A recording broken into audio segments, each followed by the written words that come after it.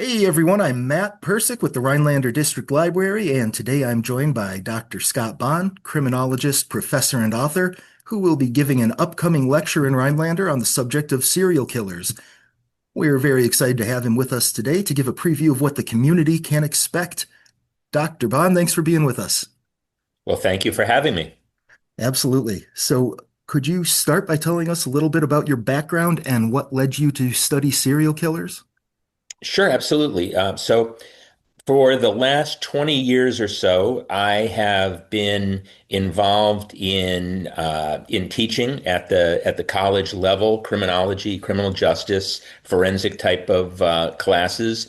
And I've also been very involved in research, qualitative research, interviewing serial killers. I've written about it quite extensively.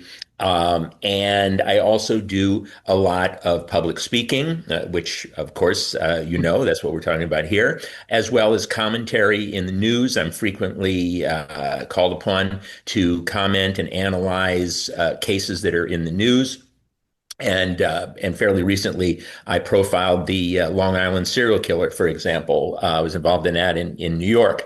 But prior to that, I had almost 20 years of experience in the media, entertainment, and even advertising fields. And it was at that time that as I was working for some major entities, including NBC television network, I saw how the news would frame some of these larger than life cases, whether it be Jeffrey Dahmer or the O.J. Simpson trial, the Menendez brothers, and the Johnny Versace murder back in the 90s. That's when I was working in the media entertainment fields.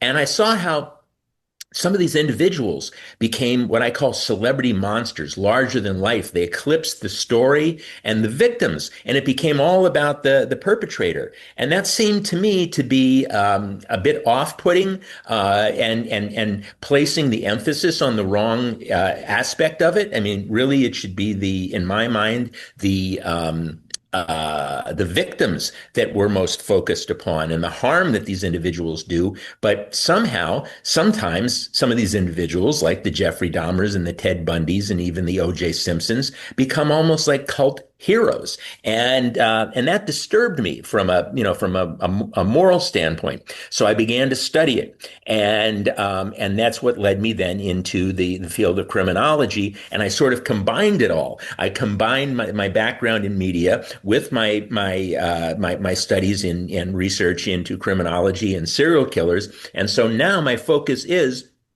on what drives serial killers to do what they do, but also our fascination with it and why they become these larger than life, iconic ghouls, if you will, in our popular culture. Yeah, that's very true. And why do you think, I guess this will be part of your presentation, but briefly, why do you think people are so fascinated by serial killers and these true crime stories? Well, it has to do with a number of factors. One of them being empathy. And I talk about this quite a bit in my show, my lecture.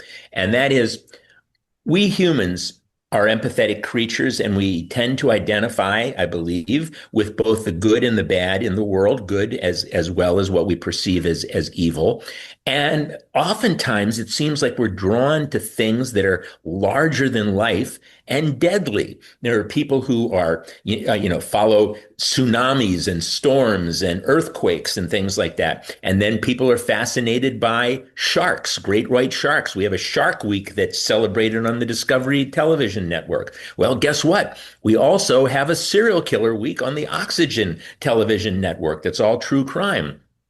And it suggests that we have this fascination with things that can actually do us great harm. And specifically, serial killers, I believe that they represent the worst of us. I mean, Jeffrey Dahmer is a perfect example. He abducted, tortured, sexually assaulted, murdered, dismembered, and finally even ate some of his victims.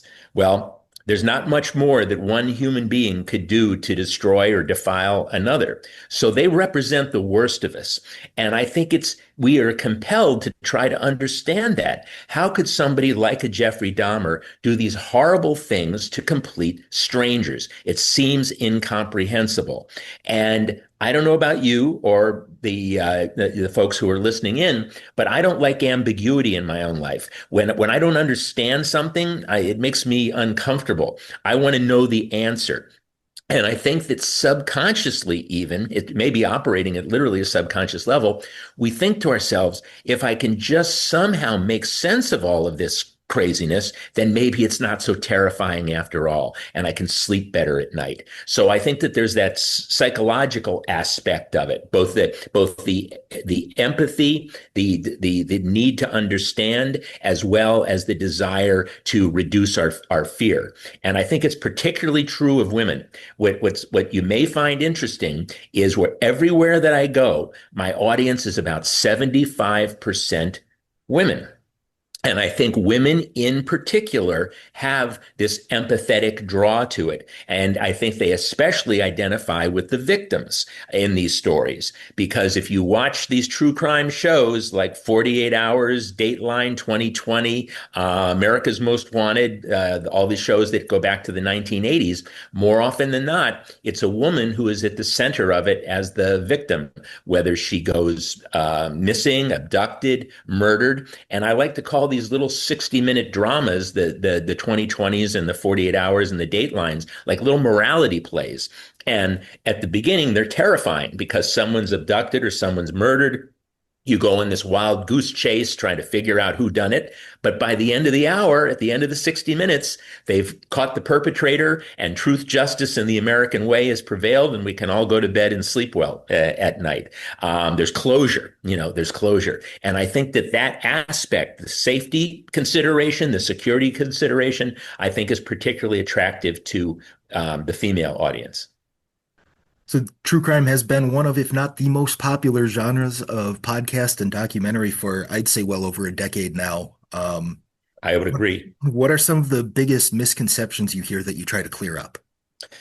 Well, I really do my best. And one of the primary objectives that even led me to go out and do the public speaking and talk about these issues is that there are so many stereotypes that are incorrect. There's so many attempts to sensationalize and commercialize these stories and these cases, and I'm really opposed to that.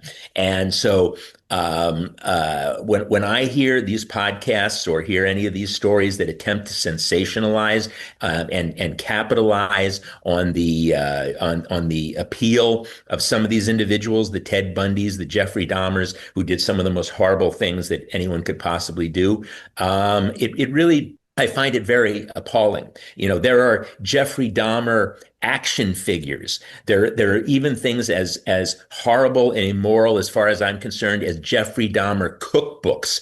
Playing off of the notion that he was a cannibal. I mean, terrible things. Trading cards and board games and just all sorts of things to capitalize on this. And I find that very disturbing. So the podcasts that and any of the true crime fare that attempts to sensationalize or capitalize on the gore and the tragedy of all this, I think is just really wrong. So without giving too much away, what can people expect from your upcoming lecture at Nicolet College? All right. Well, the presentation is me front and center, but there's a lot of multimedia associated with it, video and audio clips and visuals and stills, etc. But the first it's two acts, act one and act two. Act one is some background information. What exactly are we dealing with? What is a serial killer? What is a psychopath? What is a sociopath? Some background information. And here's where I really attempt to debunk some myths, such as that serial killers are all mentally ill, clinically mentally ill. Well, it turns out they're not. And I talk about that.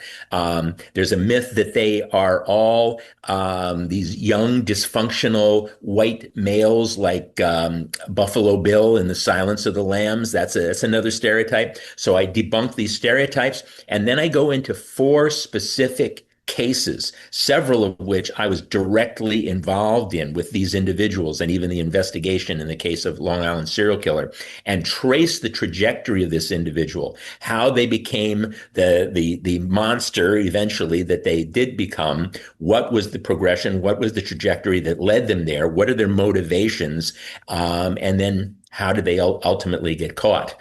And so, four really in depth, very well known cases, including Long Island serial killer, Richard Ramirez, the Night Stalker, David Berkowitz, the son of Sam, and Dennis Rader, who gave himself the name Bind, Torture, Kill, BTK, Strangler.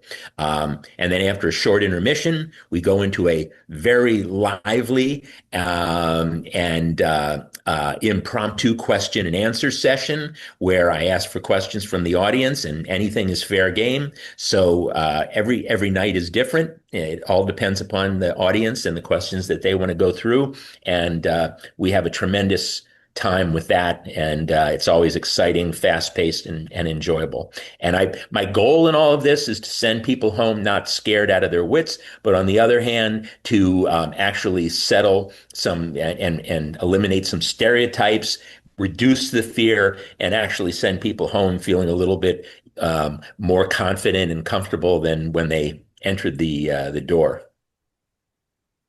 So you may have answered this final question a little bit there, but this sort of topic is not necessarily in everybody's comfort zone. Would you encourage people to expand their boundaries and give it a shot? And what would you say to them?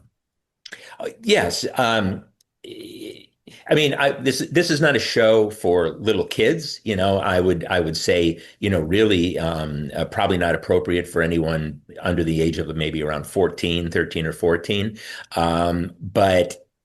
But in terms of, if you have an interest in this sort of thing, and or at least at the questioning, how could individuals do these horrible things, but you're a little bit afraid of what you might be exposed to, or what you might find out, I would say please try to overcome your fear and come on out and take a listen, because I try to do this in a way that is, I'll say, user friendly. And that is, I try to make complex things understandable. I try to make horrible things at least put it in perspective and not sensationalize it. And don't be expecting a lot of bloody, gory, horrible images. I don't do that. I mean, yes, there are some images, and a few of them are, a little bit uncomfortable to look at. But I'm not here to have gore and sensationalize in any way. So I'm going to give it to you in as professional and as mature a fashion as I possibly can. Well, it sounds really fun. I'm looking forward to it. I'll be in the audience. Thanks so much, Dr. Bond, for sharing your insights with us today. Looking forward to the presentation. That's Sunday, October 12th at 2 p.m. at the Nicolet College Theater. And to listeners, we hope you'll join us there for what promises to be an enlightening afternoon. Thank you very much.